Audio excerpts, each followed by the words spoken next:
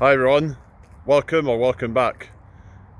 Make sure you subscribe if you're new here and hit that bell so you don't miss any notifications. I upload videos pretty much every day and I go live as well every day, so I hope you all enjoy. So let's get right into the video. So here are 9 different ways that you can reduce your cost of living. Number 1, move back in with your parents if you can. So a lot of people, even if they could, they wouldn't do it because of the fear of the stigma that's attached to living with your parents, especially when you get past, say, like the age of 25 or even 30. But it's not something that you should be afraid of, the stigma, because it's something that more and more people are doing. It's something that is becoming more normalized, and you shouldn't even care about what other people think anyway. If people are going to judge you for that, then those are perhaps people that you shouldn't really be having in your life anyway, so don't worry about what other people think. You have to do what's right for you, because it could mean saving £400, £500, £600 a month, depending on how much your rent costs. Sometimes you might have to chip in a bit of rent, but you'll get some of your other bills partially paid as well, like your energy bills, for example. So it can really make your cost of living so much cheaper. It can literally, cut your costs by maybe 50%, which will then leave you with way more money to be able to then save up. You could then put that money into a savings account, or even possibly, this is not financial advice, but put it into like a stock market or something like that, which could then give you returns over the long run. So there's a massive opportunity cost when paying for unnecessary things like moving out on your own if you don't have to. So that's one thing. Number 2, if you don't want to do that, try and find a roommate if possible. So maybe find a friend or someone, or if you don't have anyone, there's a website called spareroom.com, which you can use to link up with another person who is looking to find a roommate, which can, again, significantly reduce your cost of living, just like if you're living with your parents. So yeah, so that's that. So number 3 is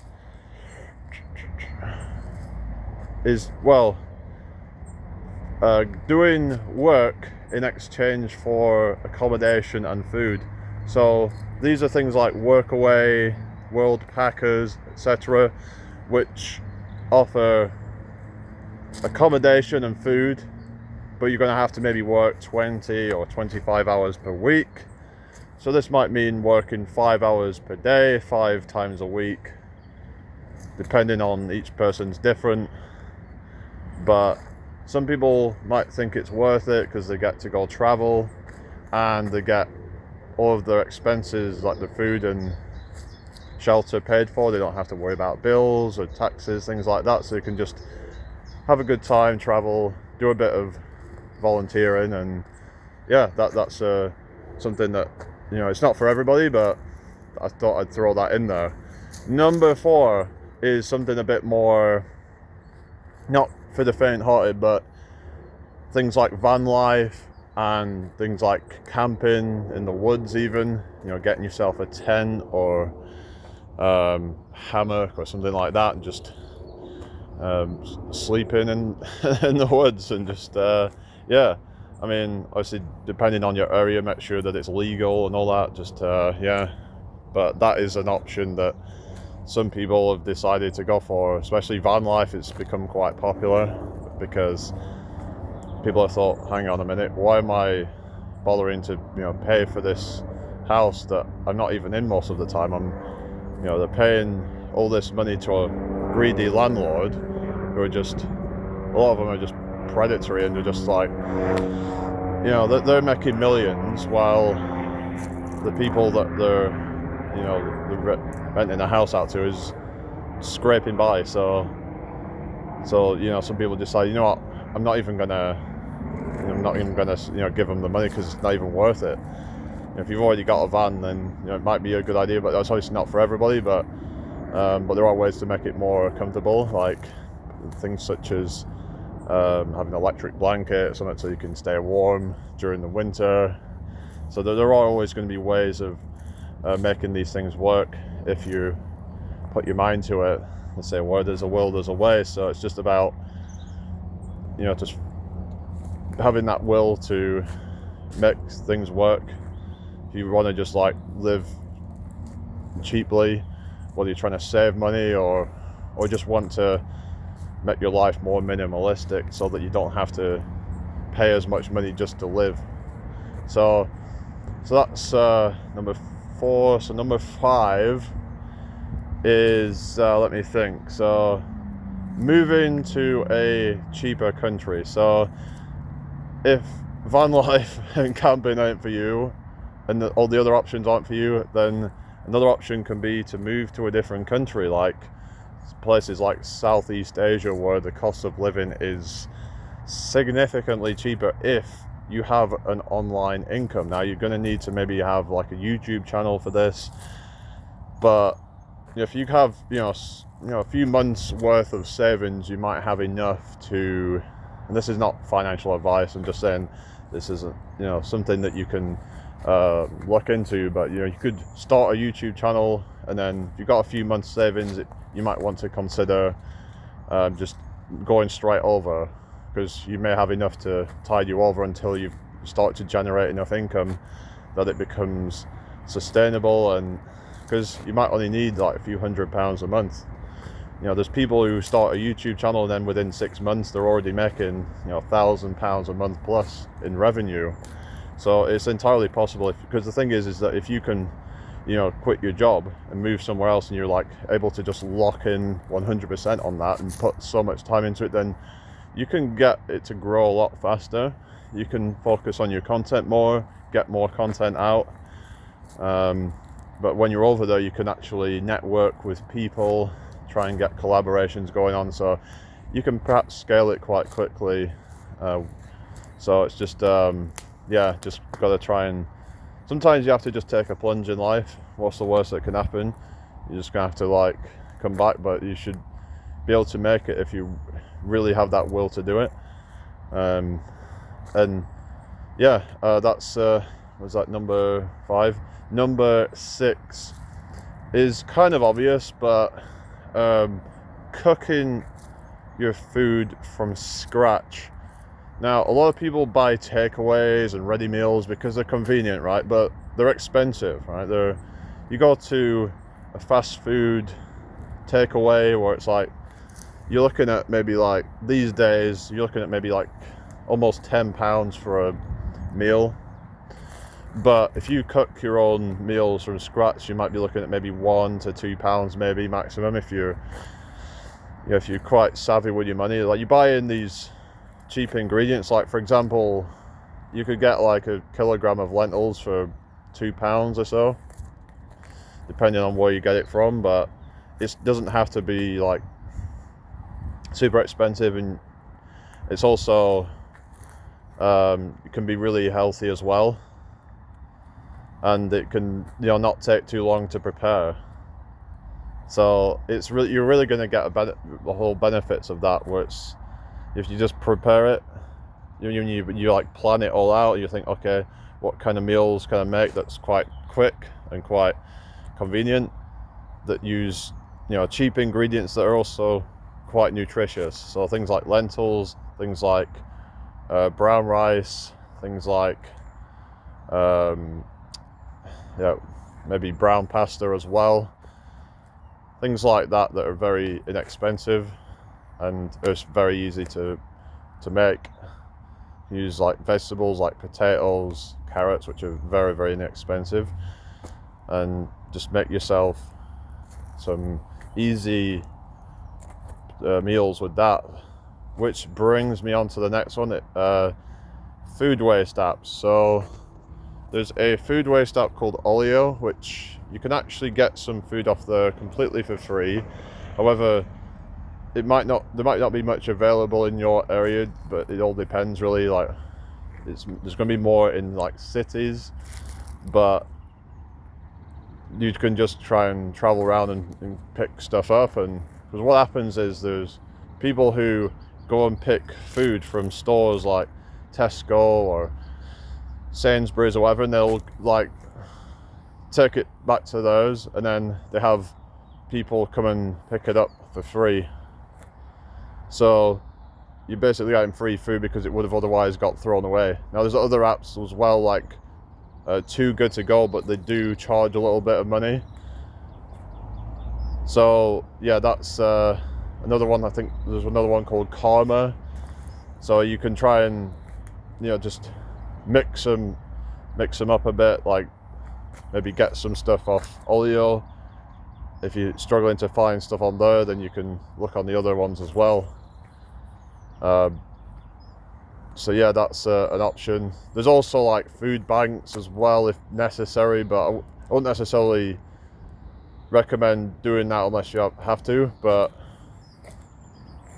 there is like things like cafes where they give food out for free, or they do it where it's like a voluntary contribution that you pay, so you don't necessarily have to pay a lot of money like you would in just like ordinary cafes.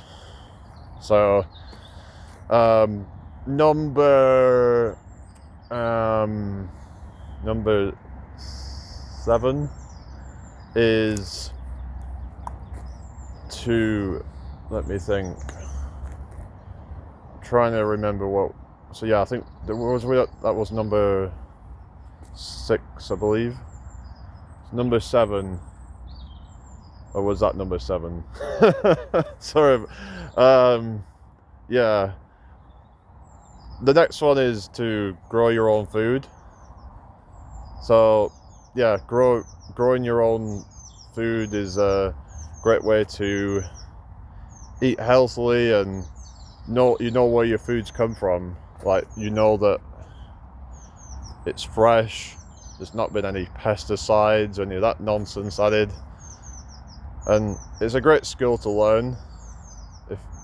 That's something I should probably learn as well. But yeah,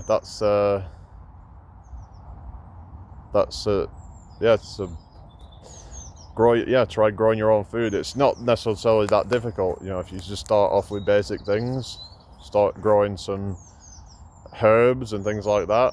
I've heard chilies are pretty easy to grow as well, so it's just about just doing little bits like that, really. So yeah, I think the next one is the last one on this list, is to forage or even like hunt or fish for food. So foraging is probably going to be the easiest one because it's just obviously just picking food off trees and stuff like that, like berries and like things like apples, pears, whatever you can find. But a lot of people can be a bit worried about, they don't know if it's safe to eat, but oftentimes a lot of the food that you see, a lot of the stuff that you see on the trees is actually safe to eat, and you shouldn't really worry too much. So yeah, I'm as long as you can recognize the food that you're eating, you should be able to recognize, say, like a blackberry, for example. So just start off with stuff that you can easily identify and learn more about other ones. Like there is some berries that kind of look like poisonous berries, and it's hard to tell the difference unless you really know what you're looking for. There are apps that you can use, actually, like AI apps that will detect what it is, and you can find out if it's poisonous or not. So that's a tip for you guys. But I've been learning a lot about foraging. So there's, depending on the season, you've got things like even things like dandelions are edible. However, they won't necessarily give you a lot of nutrition. I mean, they will give you like minerals and vitamins and stuff, but it's not a huge source of calories. So, but yeah, but you can get things like apples, sometimes even I've seen plums, damsons, stuff like that, depending on the season. You could pick a bunch of them and then freeze them, so then you've got food for the winter. So you can use it in like maybe you can use it in your breakfast, like say if you put like elderberries in your cereal or something, put it in your oats, because elderberries are really good for you actually. So I tend to find they have a lot growing where I live, so yeah, so elderberries are a good option. Yeah, we got a lot of like crab apples as well, which are good for cooking. You can make it into like apple crumble or other recipes that require apples. So yeah, just gotta learn about this stuff, because you might be able to cut down your costs a little bit. So maybe you can combine some of these options, or maybe none of these will be good for you, but hopefully you found something useful from this guide. I'm trying to remember if I've forgotten any of them. I think I've mentioned all 9 of the options. So there was, let's just recap, there was moving back in with your parents, there was moving in with a roommate, there was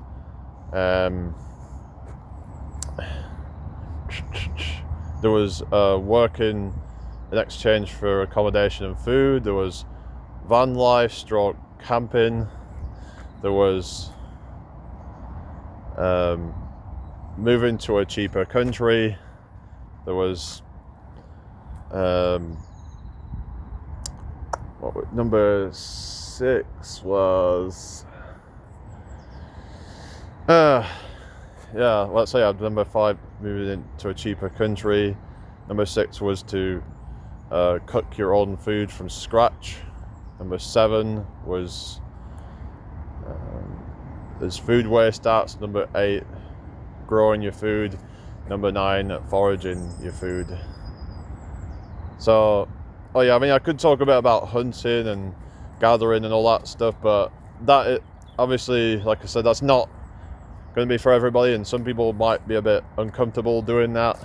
They don't necessarily want to be killing animals for the food, because it's like, it can be difficult. But yeah, but those are just some things I just thought of to help you guys out with your finances. And sorry about the there was some kind of like I was kind of made some errors, but you know, this is all just like unfiltered, this is just raw. I think sometimes it's better just to be raw, because it just seems more authentic and real, rather than these hyper edited videos that it just seems kind of, yeah, it seems fake. I'm just kind of showing you how I'm, like, you know, my thought process, instead of just kind of putting out this polished kind of perfect version of myself, because I think it's more relatable when you're showing your unfiltered version, because nobody's perfect, you know, we all kind of stumble at times. So yeah, but yeah, I hope you all appreciate that. I'm going to be live at about 7 p.m. UK time, so if you have any more suggestions, put it down below, and yeah, let me know what you think. Give this video a like, share it out with your friends, family, and whoever else, and until next time, peace out, bye.